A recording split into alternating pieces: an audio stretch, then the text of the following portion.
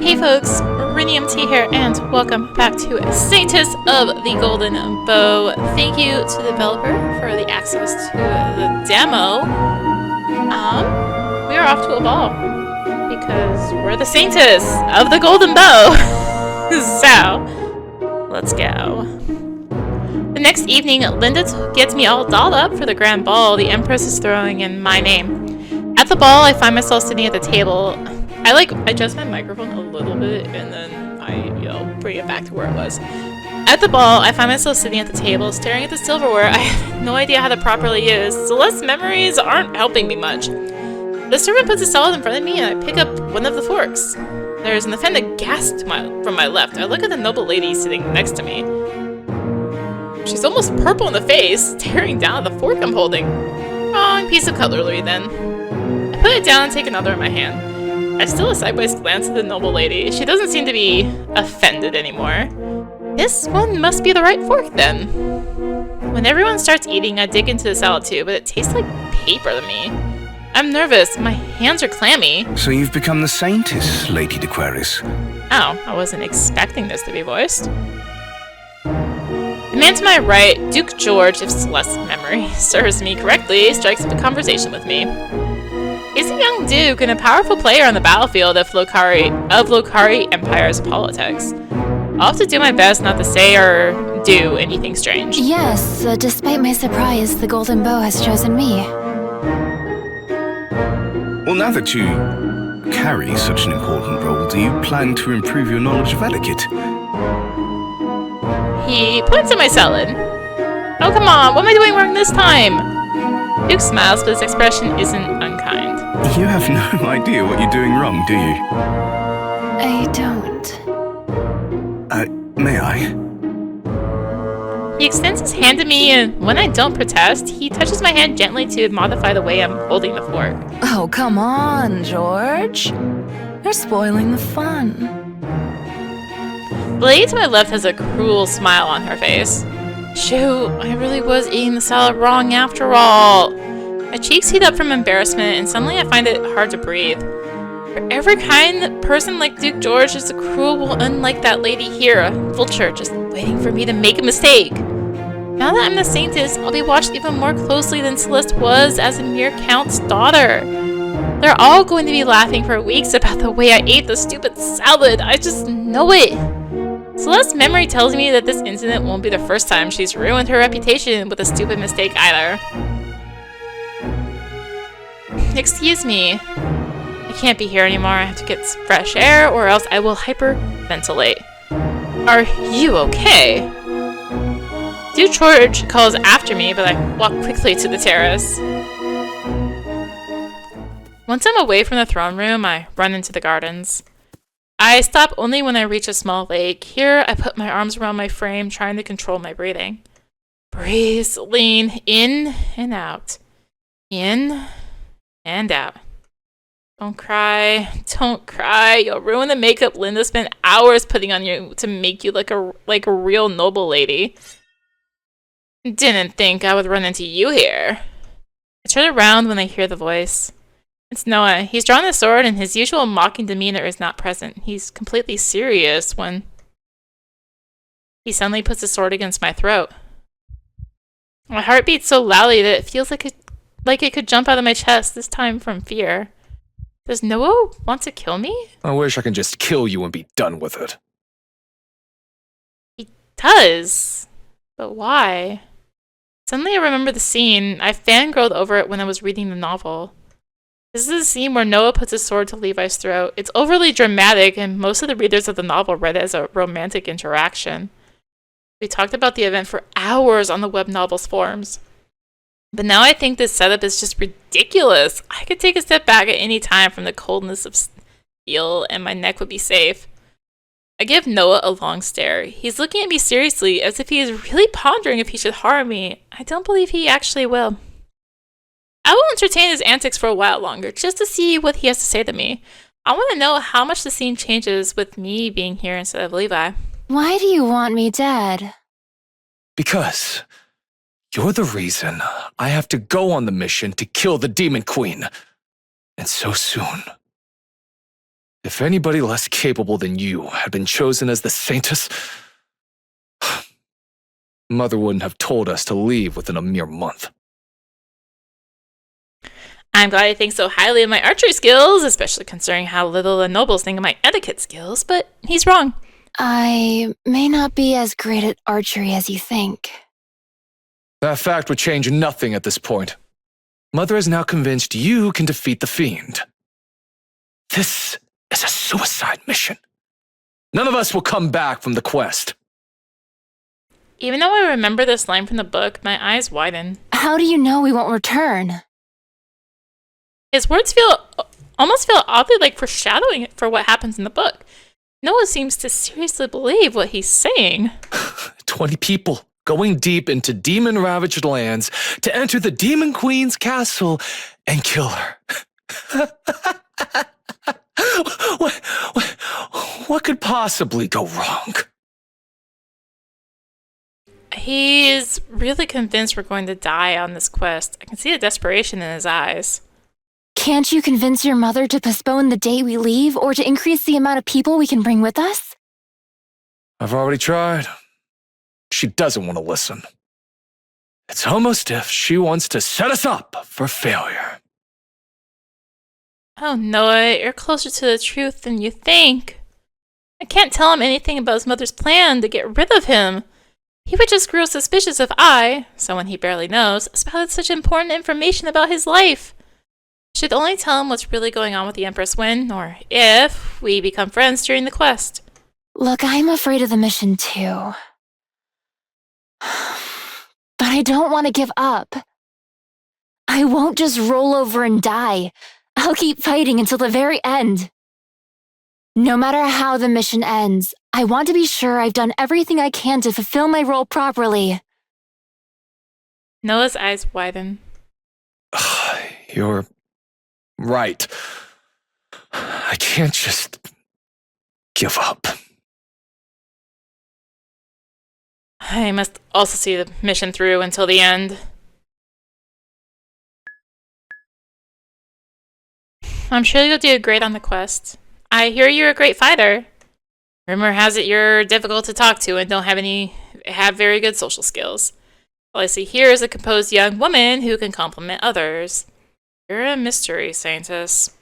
Uh-oh, I must be careful about what I say to others. I don't want to break my character as Celeste too much. One thing's for sure, I don't want you to die, Your Grace. Just Noah is fine. We're teammates now, I suppose. I like the sound of that. Noah smiles back. He seems much more relaxed now. I'll continue trying to get Mother to delay the deadline for us to leave. I would appreciate more time to train. Right. Time to go back to the ball then. Without sparing me another glance, Noah walks past me towards the terrace. I watch him until he disappears between the carefully trimmed bushes of the palace garden. I look out the water of the lake and take a few deep breaths.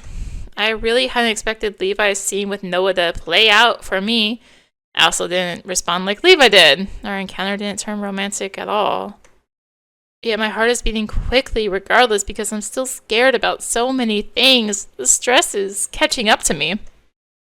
I fall to my knees on the soft grass. I can't hold back my tears any longer. In the end, I'm just a girl, caught up in so many responsibilities. I'm tired, I'm terrified, I want it all to stop. No matter how much I cry though, this new reality won't magically change for me. I'm still Celeste, and I'm still the Saintess. The sooner I accept my fate and put my energy into the few things I can still change, the better. With renewed purpose, I get up and start walking back to my room. Screw the ball. I'm not going back there only to be ridiculed further. I don't want the whole imperial court to continue watching how terrible I am at being a noble lady. If I had more time before the quest, I would take lessons to get better at etiquette. However, with the way the situation has unfolded, all the focus only on improving my archery and horseback riding skills.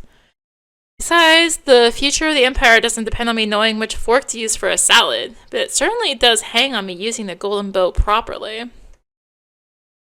I'm walking down the corridor towards the apartment where my family is staying when I hear someone running behind me.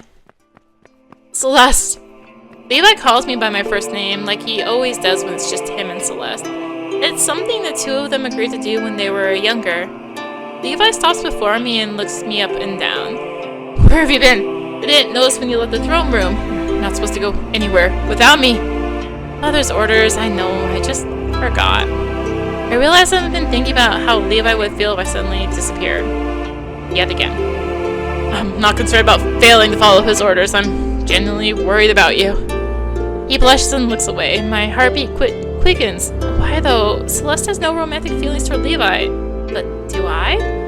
I must admit, he's very handsome and kind. He's my favorite character from the book. Am I that much of a simp? I let out a long sigh.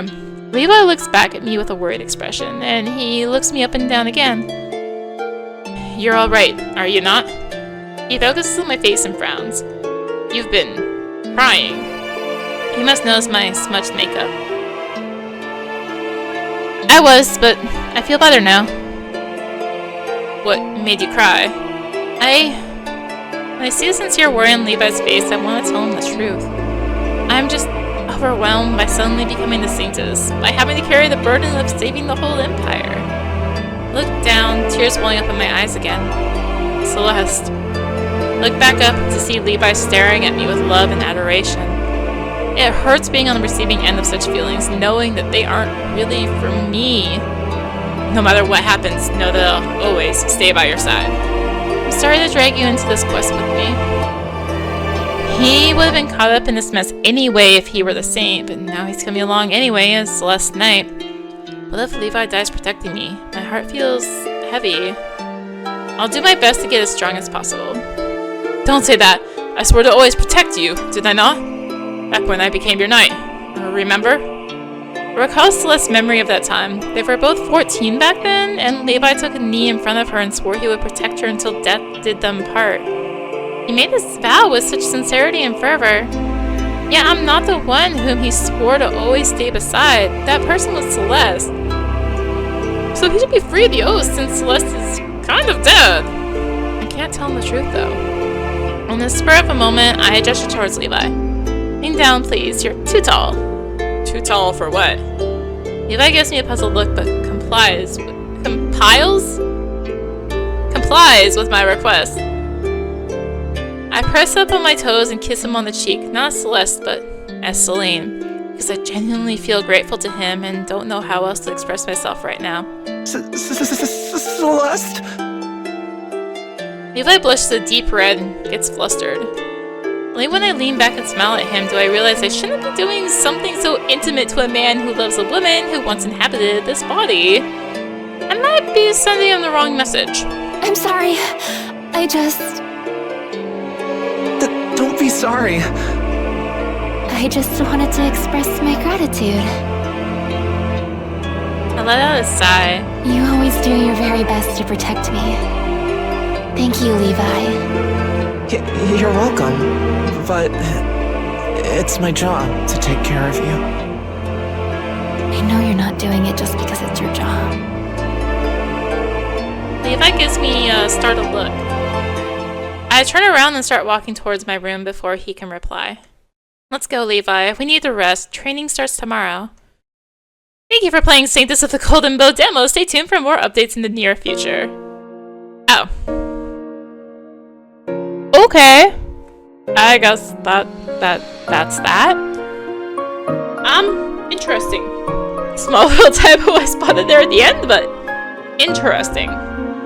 Very much she's just like, I'm not from here, I mean, I guess if you're suddenly thrown into, like, a web novel or whatever, it'd be kinda weird. If you were, like, just suddenly thrown into a book you read. Yeah, so I believe... sound's not gonna go mute. I believe the game will be going up...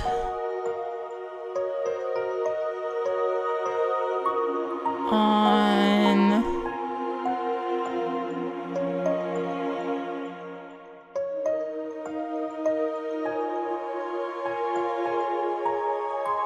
Kickstarter at some point. I will try and get that link in the description.